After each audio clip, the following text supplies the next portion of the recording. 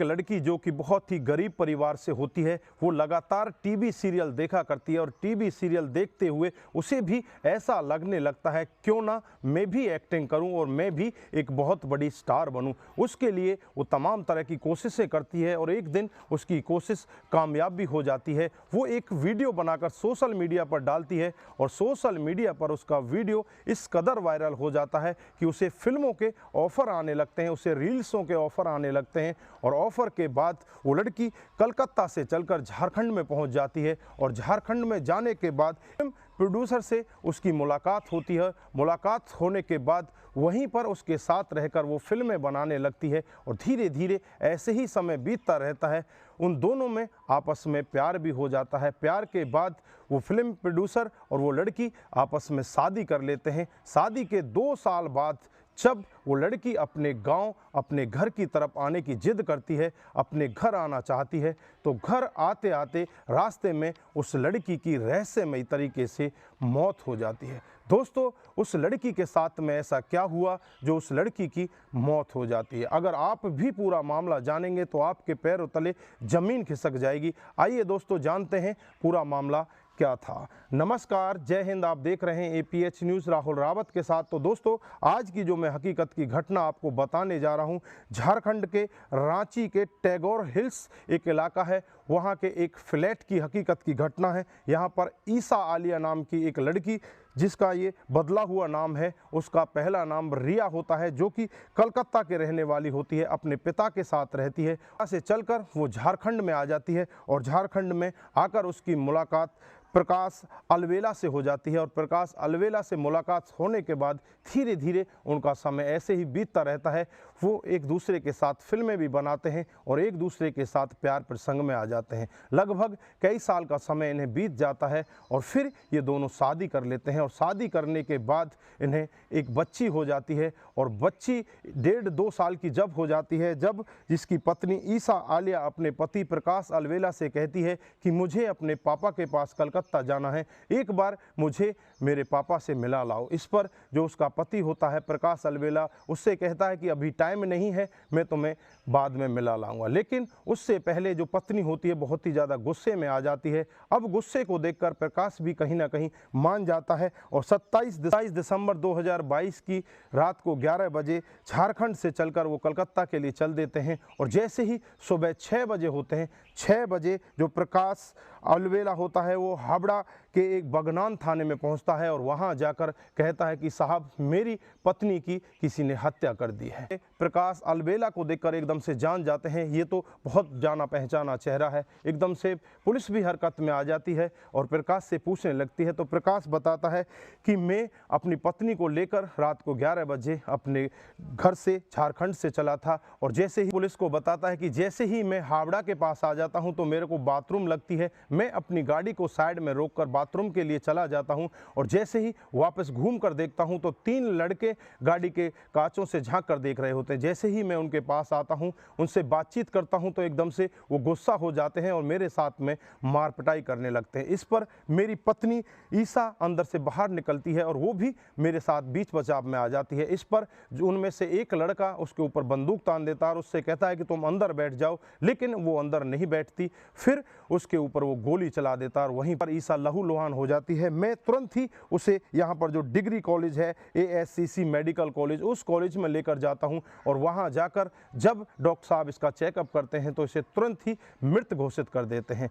अब पुलिस एकदम से हरकत में आ जाती है और उसी बताई हुई जगह पर पुलिस पहुँच जाती है। तो वहाँ जाकर देखती है, वहाँ पर कोई भी ऐसा निशान नहीं था जैसे यहाँ पर लड़ाई हुई हो या जैसे आपस में हाथापाई हुई हो, किसी भी तरह के पैरों के कोई निशान नहीं थे। पुलिस को शक होने लगता है। फिर पुलिस तुरंत ही उस कॉलेज में पहुंच जाती है, ASCC कॉलेज में। वहां जाकर जब पूछा जाता है कि यहां पर सुबह के 6 बजे कोई महिला आई थी, तो वहाँ मेडिकल कॉलेज वाले वो साफ मना कर देते हैं कि यहाँ पर कोई महिला नहीं आई थी। अब इधर जो पुलिस होती है, जो लड़की का पिता होते हैं धनोकी राम, उनके पास भी कॉल कर देती है, उन्हें भी थाने में बुला लेती है। इधर धनोकी राम भी थाने में आ जाते हैं और धनोकी राम आते ही तुरंत ही पुलिस से कहने लगते हैं कि मेरे बेटी को मारने वाला कोई और नहीं, इसका पति प्रकाश अलवेला है।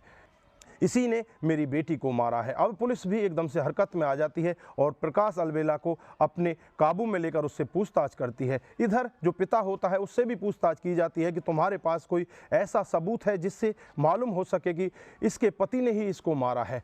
तो उसका पिता बताता है कि हाँ साहब, मेरी बेटी को इसने फंसाया था, इसकी पहले से ही शादी हुई पड़ी है और इसके 2 बच्चे भी हैं। इसने ज़बरदस्ती मेरी बेटी को फंसाकर उसके साथ में शादी की है और मेरी बेटी को ये मेरे पास भी आने नहीं देता था और मेरी बेटी हमारी माली हालत ठीक नहीं है, उसके लिए हमारे पास कुछ पैसा भेजा करती थी, उस पर भी ये बहुत ही ज़्यादा नाराज़ होता था। उस वजह से इसने मेरी बेटी को मार डाला है। अब पुलिस एकदम से रांची पुलिस स्टेशन में भी खबर कर देती है और जब रांची की पुलिस प्रकाश अलवेला के घर टैगोर हिल्स में पहुंचती है तो वहां जाकर बेड पर देखती है तो बेड पर खून के छींटे पड़े होते हैं। अब एकदम से पुलिस तुरंत ही हावड़ा पुलिस को बताती है कि यहाँ पर तो खून के छींटे पड़े हुए हैं। अब पुलिस एकदम सारा मामला समझ जाती है और प्रकाश अलवेला को अपने रवैये के अनुसार से जब पूछताछ करती है तो प्रकाश अलवेला भी ज़्यादा देर अपने आप को रोक नहीं पाता, वो थोड़ी देर में ही टूट जाता है और सब कुछ सच सच बताने लगता है।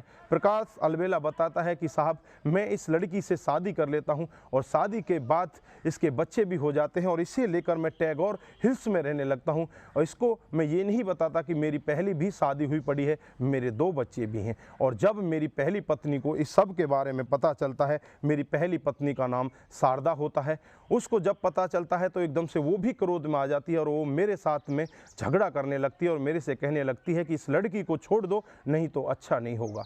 मैं भी इसे छोड़ना चाहता था क्योंकि 2 साल मेरी शादी को हो चुके थे, मैं भी अब ऊब चुका था, लेकिन ईसा मेरे को छोड़ना ही नहीं चाहती थी, वो मेरे साथ ही रहना चाहती थी। मैं इसको तंग भी करता था लेकिन ये तब भी मेरे को नहीं छोड़ना चाहती थी।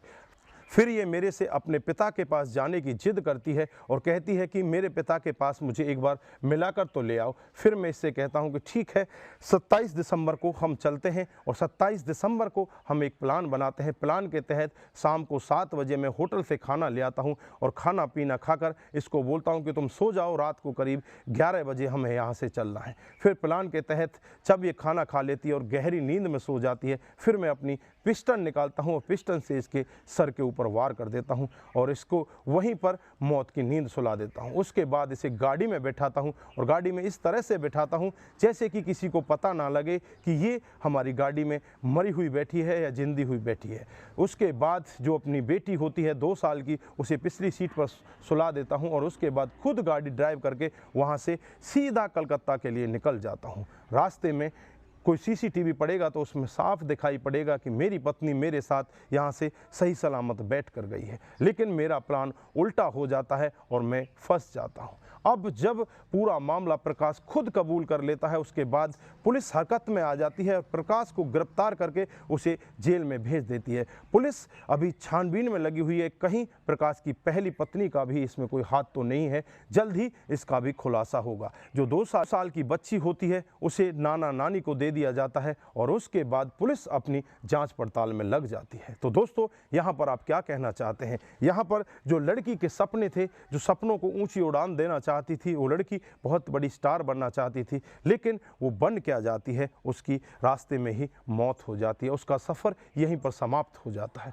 तो दोस्तों, यहाँ पर आप क्या कहना चाहते हैं? आपकी जो भी राय है कमेंट बॉक्स में ज़रूर दीजिएगा। दोस्तों, इस घटनाक्रम को सुनाने का उद्देश्य किसी को बरगलाना, किसी को बहकाना, किसी पर किसी प्रकार का दबाव बनाना नहीं है। हमारा उद्देश्य बस यही है कि आप लोग जागरूक हों और ऐसे क्राइम के बारे में जानें जो डे बाय डे हमारे समाज में बढ़ते जा रहे हैं। दोस्तों, आज के लिए बस इतना ही। फिर मिलते हैं किसी नए मोड़ के साथ। तब तक के लिए आप अपना ख्याल रखें, अपने परिवार का ख्याल रखें, सतर्क रहें, सावधान रहें।